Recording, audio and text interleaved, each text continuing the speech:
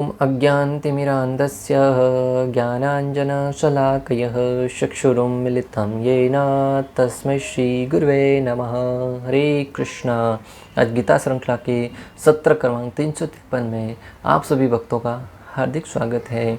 आज हम श्रीमद् भगवद गीता के 10वें अध्याय के जो कि है श्री भगवान का ऐश्वर्य श्लोक क्रमांक 25 का अध्ययन करेंगे। आइए, श्लोक इस प्रकार है। महर्षिणां भृगुरहं गिराम् अस्यमेकम् अक्षरं यज्ञानां जप यज्ञोऽस्मि स्थावराणां हिमालयः। भगवान कहते हैं कि मैं महर्षियों में भृगु हूँ, वाणी में दिव्य ओमकार हूँ, समस्त यज्ञों में पवित्र नाम का कीर्तन हूँ तथा समस्त अश्लों में हिमालय हूँ। भगवान अपनी विभूतियों का उल्लेख करते हुए आगे का वर्णन करते हुए कह रहे हैं कि समस्त महर्षियों में मैं भृगु हूँ। ब्रह्मा जी ने सृष्टि की विस्तार करने के लिए अनेक जीवों का उत्पन्न किया, अनेक पुत्रों को उत्पन्न किया। उनमें महर्षि गण प्रमुख हैं। उन महर्षियों में भी भृगु मुनि सबसे शक्तिशाली माने जाते हैं। तो भृगु मुनि है वो भगवान श्री कृष्ण की विभूति के रूप में बताए गए हैं। एक बार समस्त ऋषिगणों का सभा बुलाई गई और उसमें सबके मन में प्रश्न था कि ब्रह्मा जी, शिव जी और भगवान श्री विष्णु में सर्वश्रेष्ठ देव कौन है। तब उन्होंने उनकी परीक्षा लेने के लिए भृगु मुनि को सुना कि भृगु मुनि शक्तिशाली भी थे और बुद्धिमान भी थे। बोले, आप मन, कर्म और वसन से या बुद्धि से जिस प्रकार से भी आज आप उनका परीक्षण लेना चाहे उस प्रकार आप परीक्षण लीजिए और ये सिद्ध कीजिए कि तीनों में सर्वश्रेष्ठ देव कौन है, ताकि हम उनको सर्वश्रेष्ठ आराध्य के रूप में मान सकें।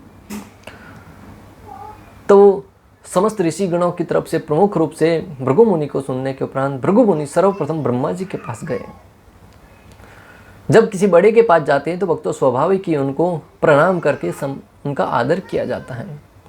भृगु मुनि ब्रह्मा जी से मिलने गए, किसी प्रकार से कोई उनको प्रणाम नहीं किया, अर्थात उन्होंने उनका आदर न करके एक तरह से देखा जाए तो ब्रह्मा जी का अपमान किया।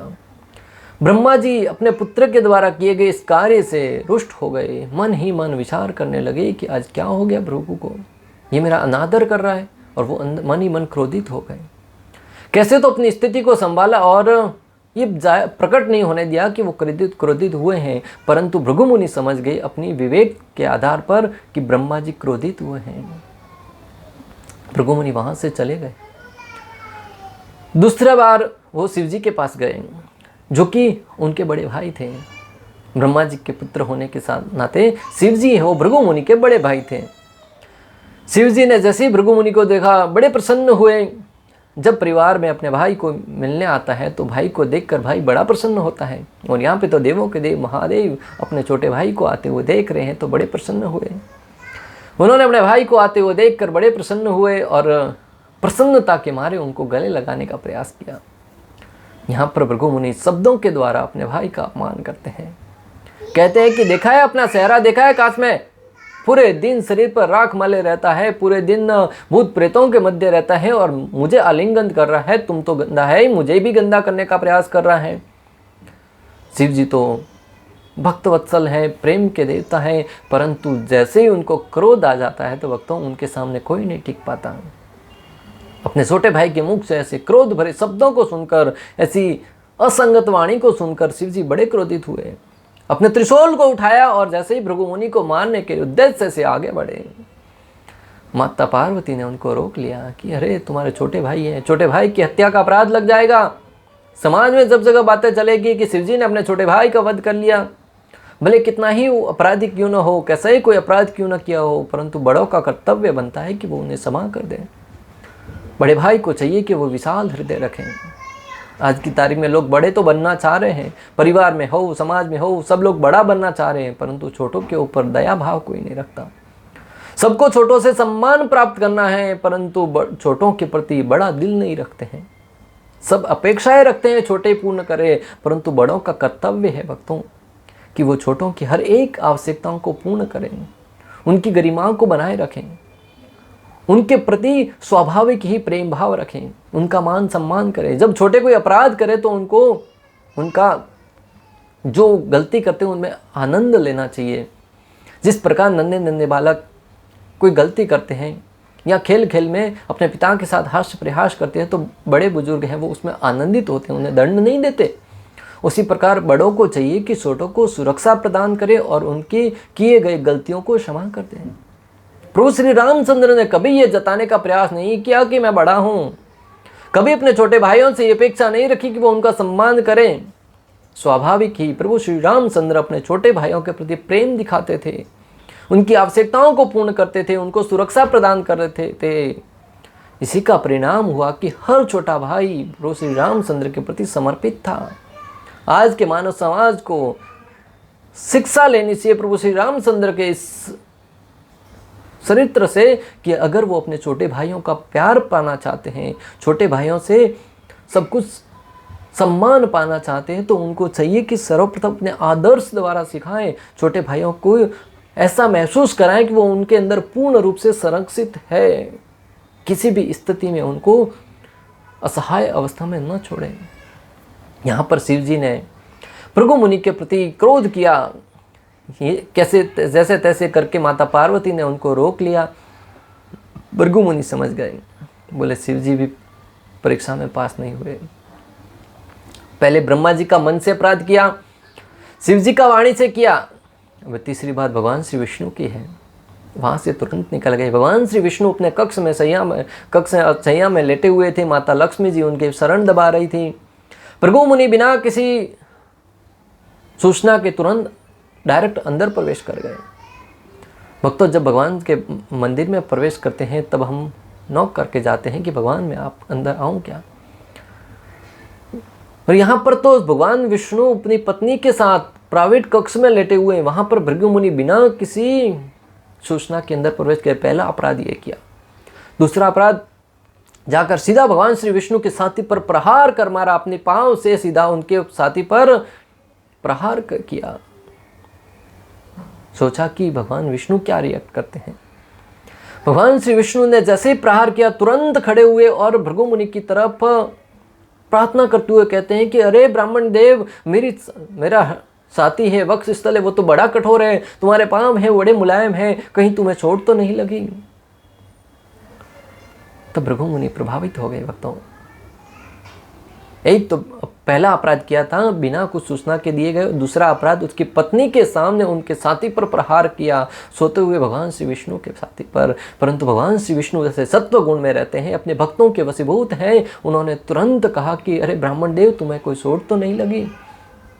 भृगु मुनि समझ गए कि भगवान श्री विष्णु है वो पूर्ण सत्वगुणी है, सर्वश्रेष्ठ है।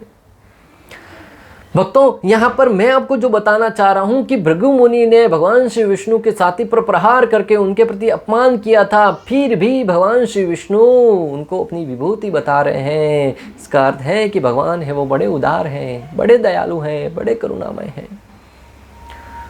जब भृगु मुनि के प्रहार से भगवान विष्णु प्रभावित नहीं हुए तो उनके सत्व गुण का लक्षण है, और जब उन्होंने सोचा कि मेरे द्वारा अपराध हुआ है न कि भृगु मुनि के द्वारा, तो ये उनकी दिव्यता का लक्षण है।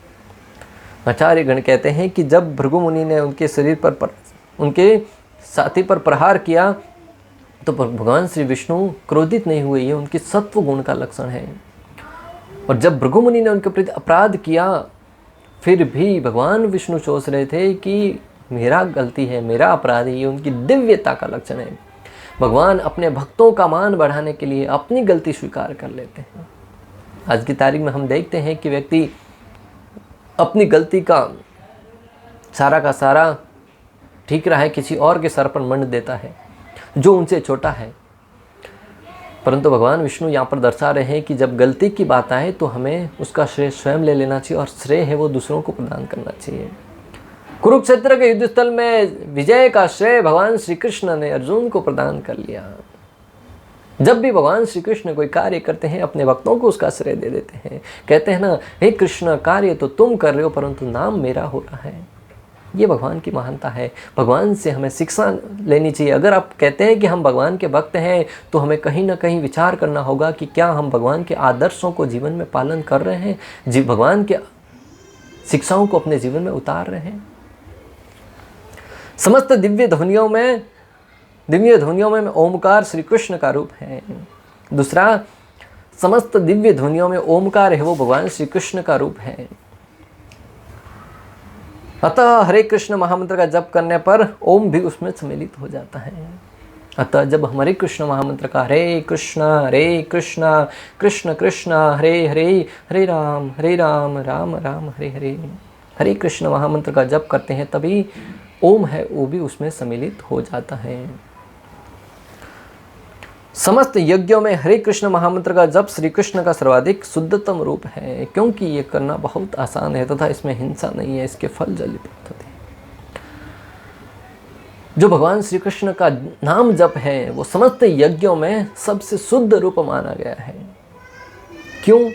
क्योंकि एक तो ये करना बहुत आसान है, इसमें न तो किसी प्रकार की सामग्री की आवश्यकता है, न किसी प्रकार की यजमान की आवश्यकता है, न पुरोहितों को बुलाने की आवश्यकता है, न किसी प्रकार की विधि की आवश्यकता है, न शास्त्रों के पठन की आवश्यकता है। यज्ञ करने के लिए अनेक प्रकार की सामग्री की चाहिए होती है। उसको यज्ञ को संपन्न कराने के लिए शुद्ध ब्राह्मणों की आवश्यकता होती है, उसमें मंत्रों की आहुति दी जाती है, उनको भोजन करवाना होता है, बहुत कठिन है। परंतु हरिनाम में उसमें किसी प्रकार का कोई यज्ञ नहीं करना है, मात्र बैठकर माला के ऊपर हरे कृष्णा कृष्णा कृष्णा हरे हरे, हरे राम राम राम हरे हरे, ध्यान पूर्वक प्रेम पूर्वक तेसाम सतत युक्तानाम भजताम प्रीतिपूर्वकम, कि प्रेम पूर्वक भगवान के नाम का भजन करना चाहिए। यह कलयुग के लिए सबसे बड़ा यज्ञ है। एक तो ये बड़ी आसानी से संपन्न होता है और इसमें हिंसा नहीं है भक्तों। दूसरा, इसमें हिंसा नहीं है। जो यज्ञ किए जाते हैं वैदिक शास्त्रों में, वेदों में, उसमें हिंसा कहीं ना कहीं होती है कि यज्ञ में बलि चढ़ाई जाती है। पुराने ज़माने में जब यज्ञ होते थे उसमें बलि चढ़ाई जाती थी, जिसमें जो प्रमाणिक ब्राह्मण होते थे वो मंत्रों के उच्चारण से उस जीव को हिंसा के द्वारा उसका वध करते थे और नया शरीर प्रदान करते थे। उनका उद्देश्य ये था। परंतु कलयुग में ये सारे के सारे यज्ञ पशु वध है वो वर्जित है, क्योंकि कलयुग में ऐसे शुद्ध ब्राह्मण नहीं है जो अपने शब्दों के द्वारा, अपने मंत्रों के द्वारा किसी जीव को नया जीवन प्रदान कर सके। अतः कलयुग के लिए एकमात्र यज्ञ है हरिनाम संकीर्तनम। हरिनाम संकीर्तनम, हरि कृष्ण महामंत्र के जप द्वारा ही आप यज्ञ को संपन्न कर सकते हैं। अतः इस एक प्रथम ये एक करना आसान है, दूसरा इसमें किसी प्रकार के पशुवध की संस्तुति नहीं आता, तो हिंसा नहीं की जाती। तीसरा, इसका फल जल्दी प्राप्त होता है। अश्वमेध यज्ञ, अनेक राजसूय यज्ञ, उनके कई यज्ञ करने पड़ते थे, उसमें कुछ त्रुटि हुई तो उसका फल नहीं मिलता था। परंतु जो हरे कृष्ण महामंत्र हरिनाम संकीर्तन रूपी यज्ञ है उसमें किसी प्रकार की कोई त्रुटि नहीं होती और इसका फल तुरंत प्राप्त होता है। भक्तों, जब कोई हरे कृष्ण महामंत्र का जप करना प्रारंभ करता है, धीरे धीरे उसका हृदय शुद्ध होने लगता है। भगवान की कृपा से उसे भक्तों का संग प्राप्त होता है और वो धीरे धीरे भक्ति में प्रगति करते करते दिव्य स्थिति को प्राप्त करता है और बहुत जल्दी संभव होता है, क्योंकि कलयुग की आयु कम है और अगर कम आयु में जल्दी फल प्राप्त नहीं होगा तो फिर व्यक्ति को सफल कैसे होगा। अतः हमें चाहिए कि हम इस हरे कृष्ण महामंत्र रूपी यज्ञ को अपनाएं। परिणाम भक्तों, एक दृष्टांत देना चाहूँगा। एक ब्रह्म राक्षस था, एक ब्राह्मण का वध करने के लिए, उसको भक्षण करने के उद्देश्य से उनके पास गया। ब्राह्मण है वो हरे कृष्ण महामंत्र का जप कर रहा था, हरे कृष्णा कृष्णा कृष्णा हरे हरे, हरे राम राम राम हरे हरे। जब उस राक्षस ने उस हरिनाम का श्रवण किया, कुछ समय तक बैठ के उसको रुकने की प्रतीक्षा कर रहा था। जैसे ही उसने श्रवण करता गया हरिनाम का, उसका हृदय परिवर्तित होता गया। जो वहां पे आया था उसका भक्षण करने की इच्छा से उसका हृदय परिवर्तित हो गया। उसने ये इच्छा त्याग दी और वो वहां पे भक्त बन गया। मैं आपसे पूछना चाहता हूं कि यज्ञ के द्वारा ऐसे कौन से राक्षस हैं जो परिवर्तित हुए हो? उल्टा राक्षस है वो यज्ञ को विध्वंस करने के उद्देश्य से आते थे और उसका विध्वंस करके जाते थे जब तक उनका वध नहीं किया जाता था। परंतु महाप्रभु हैं वो जब अवतरित हुए हैं तो राक्षसों का हृदय परिवर्तित करने के लिए आए हैं। प्रभु श्री रामचंद्र आए, राक्षसों का वध किया, भगवान श्री कृष्ण आए, राक्षसों का वध किया, नरसिम्हा भगवान आए, राक्षसों का वध किया, अनेक अवतार आए, उन्होंने राक्षसों का वध किया, परशुराम के रूप में हो। परंतु जब चैतन्य महाप्रभु कलयुग में आए, जगाई मदई जैसे बड़े राक्षसों का, जो अधर्मी थे, कुकर्मी थे, ऐसा कोई अपराध नहीं था जो जगाई और मदई ने न किया हो, परंतु फिर भी महाप्रभु ने उनका हृदय परिवर्तित किया और उनको भगवत भक्ति प्रदान करी। आज हम देखते हैं पाश्चात्य जगत में प्रत्येक अपराध करने वाले, ऐसा कोई अपराध नहीं जो पाश्चात्य जगत में ना होता हो। पर स्त्री संग है, जुआ खेलना है, मसाहार करना है, नशा करना है, सब कार्य पूर्ण रूप से करते हैं, परंतु हरिनाम रूपी महामंत्र के द्वारा शिला प्रभुपाद ने संपूर्ण विश्व में कृष्ण भक्ति की अलख जगा दी और उनका हृदय परिवर्तित कर दिया, किसी का भी वध किए बगैर।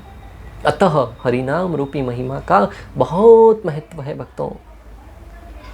कलयुग केवल नाम आधारा, सुमिरन सुमिरन नर उतर ही पारा। तुलसीदास जी कहते हैं कि जो सच्चे मन से प्रभु का नाम जप लेता है, उसके जीवन की नैया हर समझदार से निकलकर शांतिपूर्वक आगे बढ़ने लगती है। जो हरिनाम का आश्रय लेता है वो इस कलयुग रूपी महासागर को पार करके, भव सागर को पार करके भगवत धाम को जा सकता है। श्री रामचरित मानस में तुलसीदास जी कहते हैं, राम नाम मदिदीप धुरु, जिह दे हरि द्वार, तुलसी भीतर बाहर हूँ, जो साहसी उजियार। तुलसीदास कहते हैं कि यदि तू भीतर और बाहर दोनों और उजाला चाहता है तो मुख रूपी द्वार की जीभ रूपी टहली पर राम नाम रूपी मणि दीपक को रख ले। तुलसीदास जी कहते हैं अगर आप अंदर और बाहर उजाला करना चाहते हैं तो अपनी जिह्वा रूपी जो दहलीज है उसके ऊपर राम नाम रूपी मणि है उसको अंकित कर दो। प्रतिदिन, प्रति समय, प्रति क्षण प्रभु श्री रामचंद्र के नाम में, धुन में मग्न रहो। राम राम राम राम राम राम, हरे कृष्ण कृष्ण कृष्ण हरे हरे, हरे राम राम राम हरे हरे। जब व्यक्ति राम नाम रूपी धन को प्राप्त कर लेता है ना, इस जगत का सारा धन उसको नगण्य लगने लगता है, धूल समान लगता है। राम नाम नर केसरी, कन कसीपू कलिकाल, जापन जगत प्रहलाद जिमी, पाल ही दली ससुराल सुरसाल। राम नाम नरसिम्हा भगवान है, कलयुग हिरण्यकशिपु है और जप करने वाला जन प्रहलाद के समान है। यह राम नाम देवताओं के शत्रु को मारकर जप करने वालों की रक्षा करेगा। बहुत बड़ा सिद्धांत बताया जा रहा है भक्तों, बहुत बड़ी शिक्षा प्रदान कर रहे हैं यहाँ पर। राम नाम रूपी है, राम नाम है वो नरसिम्हा भगवान के रूप में है, और जो कलयुग है वो हिरण्यकशिपु है, और राम नाम का जप करने वाला प्रहलाद की भांति है। हिरण्यकशिपु ने प्रहलाद महाराज पर अनेक अत्याचार किए। जिस प्रकार कलयुग है वो आज के जीवों पर अत्याचार कर रहा है, उनको बड़ी वेदना प्रदान कर रहा है, दंड दे रहा है, भक्ति के मार्ग से दूर कर रहा है, उसमें जो राम नाम है वो नरसिम्हा भगवान के समान है। कलयुग रूपी हिरण्यकशिपु का वध करने के सामर्थ्य प्राप्त है। जो कोई भक्तगण हरि नाम रूपी, राम नाम रूपी नरसिम्हा भगवान को प्राप्त कर लेता है, वो प्रहलाद महाराज की भांति नरसिम्हा भगवान के आशीर्वाद से अभय हो जाता है, क्योंकि नरसिम्हा भगवान है वो हिरण्यकशिपु का वध करने में सक्षम है। यह राम नाम देवताओं के शत्रु को मारकर जप करने वालों की रक्षा करेगा। यह राम नाम है वो देवताओं के शत्रु, राक्षस, कलयुग, हिरण्यकशिपु, उन सब का वध करके हमको अभय दान प्रदान करेंगे, जिस प्रकार प्रहलाद को नरसिम्हा भगवान ने प्रदान किया। रे मन सब सो नीरस है, सरस समसो होई, भलो सिखावन देत है, निसी दीत तुलसी तो ही। अरे मन, तू संसार के सब पदार्थों से प्रीति तोड़कर श्री राम से प्रेम कर, तुलसीदास जी तुझको रात दिन शिक्षा देता है। भक्तों, तुलसीदास जी कहते हैं कि ए मन, तू जगत की प्रत्येक वस्तु से मन लगाना छोड़ दे, मोह लगाना छोड़ दे और प्रभु श्री रामचंद्र के नाम के प्रति मोह लगा। समस्त जगत में जो कुछ शुभ है वह श्री कृष्ण का रूप है, अतः संसार का सबसे बड़ा पर्वत हिमालय भी उन्हीं का स्वरूप है। इस जगत का जो हिमालय पर्वत है वो सबसे बड़ा शुभ माना गया है और वो भगवान श्री कृष्ण का प्रतिनिधि है। पहले हमने पढ़ा था कि पर्वतों में मेरु है, तो मेरु पर्वत है वो पहले पर्वतों को पंख होती थी, वो मेरू पर्वत है उड़ सकता है, परंतु हिमालय है वो एक पूरी की पूरी श्रृंखला है, वो एक ही जगह पर स्थापित होता है। तो स्थित पर्वतों में हिमालय है वो भगवान का प्रतिनिधित्व करता है। अतः हिमालय मेरू से बढ़कर, पिछले श्लोक में मेरू का उल्लेख हुआ है, परंतु मेरू तो कभी कभी सचल होता है, लेकिन हिमालय कभी चल नहीं सकता, अतः हिमालय मेरू से भी बढ़कर है। पिछले श्लोक में मेरू को भगवान की विभूति बताया गया था, परंतु मेरू तो कभी चलता उड़ता फिरता रहता है, हिमालय है वो मेरू से भी बढ़कर है, वो भगवान श्री कृष्ण की विभूति है। इस प्रकार हम इस श्लोक में समझे कि किस प्रकार जो भृगु मुनि है वो महर्षि गणों में सर्वश्रेष्ठ हैं, अतः वो भगवान की विभूति हैं। सर्वश्रेष्ठ है इसलिए तो सारे महर्षियों ने मिलकर भगवान की परीक्षा लेने के लिए भृगु मुनि को सुना। भक्तों, इसमें एक इंटरेस्टिंग बात है समझने वाली कि जब भृगु मुनि ने भगवान श्री विष्णु के छाती पर लात मारी, भगवान श्री विष्णु ने तो कोई क्रोध नहीं किया, भगवान श्री विष्णु तो सत्व गुण में थे, परंतु माता लक्ष्मी है वो क्रोधित हो गई कि मेरे सामने मेरे पति का अपमान कर रहे हैं। इस जगत का साधारण व्यक्ति भी कौन चाहेगा कि उसके सामने, पत्नी कौन सी चाहेगी उसके सामने उसके पति का कोई अपमान करे। कोई भी व्यक्ति अपनी पत्नी के सामने हो तब सामने भले बड़ा सा बड़ा व्यक्ति क्यों ना उससे भीड़ जाता है। तो उसी प्रकार लक्ष्मी माता है वो क्रोधित हो गई, उन्होंने श्राप दे दिया कि जो ब्राह्मण है उनके घर में कभी आना जाना नहीं रखूंगी। तब से लेके आज तक ब्राह्मण है वो गरीब बने हैं, ऐसा लोगों का मानना है। दूसरा, समस्त यज्ञों में पवित्र नाम का कीर्तन हो। दूसरा हमने समझा कि जो हरिनाम है वो समस्त पवित्र करने वाले, समस्त यज्ञों में सबसे बड़ा है हरिनाम। कलयुग के लिए तो विशेष रूप से जो कोई व्यक्ति अपने जीवन का उद्धार करना चाहता है उसे हरिनाम का आश्रय लेना होगा। अक्सर हम कलयुग में भी जीव जब तक उनको लगता है कुछ कठिन कार्य न किया जाए तब तक सफलता नहीं मिलेगी। तो कलयुग में भी यज्ञ करवाने के लिए, आहुति देने के लिए अनेक प्रकार की सामग्रियां लाता है, होम हवन करवाना चाहता है, परंतु अगर उसमें कोई गलत मंत्र का उच्चारण हो गया तो उसका फल उचित नहीं मिलता है। परंतु उनको कौन समझाए कि हरिनाम रूपी यज्ञ है, उसमें भले आप गलत शब्द का भी कभी प्रयोग हो जाए ना तो भगवान आपका भाव देखते हैं। उल्टा नाम जपत जग जाना, वाल्मीकि भई ब्रह्म समाना। वाल्मीकि ऋषि उल्टा नाम जपते जगते रत्नाकर नाम का डाकू था, उल्टा नाम नारद मुनि ने कहा राम नाम जप करो, उनको राम नहीं आया, वो मरा मरा बोलने लगा, क्योंकि आज तक पशुओं का वध करते आया था, मारता था ये मर गया, जैसे ही मारता था ये मर गया। तो मरा मरा बोलना आता था, राम राम नहीं। मरा मरा बोलते बोलते मरा मरा बार बार बोलेंगे तो वो राम नाम के रूप में भगवान श्री रामचंद्र ने स्वीकार किया। और उल्टा नाम जपत जग जाना, वाल्मीकि भाई ब्रह्म समाना। उल्टा नाम जपते जपते रत्नाकर नाम का डाकू है वो वाल्मीकि ऋषि बन गया। तो आप और हम अगर भगवान श्री कृष्ण के नाम का उच्चारण करेंगे, हरे कृष्णा कृष्ण कृष्ण हरे हरे, हरे राम राम राम हरे हरे, तो क्या भगवान हम पर कृपा नहीं करेंगे? निश्चित रूप से करेंगे। और ये शास्त्र हमारे सामने प्रमाण है कि किस प्रकार जिसने भी हरिनाम का आश्रय लिया है उनका उद्धार हुआ है। तीसरा है समस्त यज्ञों में पवित्र नाम का कीर्तन जप है तथा समस्त असलों में हिमालय हो। और हिमालय को समस्त असल अर्थात जो हिलने डुलने वाला नहीं है, एक ही स्थान पर स्थिर रहने वाले पर्वत हैं, उसमें हिमालय है वो सबसे बड़ा माना गया और वो भगवान की विभूति है। इस प्रकार श्लोक क्रमांक 25 का भक्ति वेदांत तात्पर्य पूर्ण हुआ। अंत तक हमारे साथ बने रहने के लिए आप सभी का हृदयपूर्वक प्रेम बहुत धन्यवाद। श्रील प्रभुपाद की जय, श्री राधा गोपीनाथ भगवान की जय, श्रीमद् भगवद गीता की जय। हरे कृष्णा कृष्ण कृष्ण हरे हरे, हरे राम राम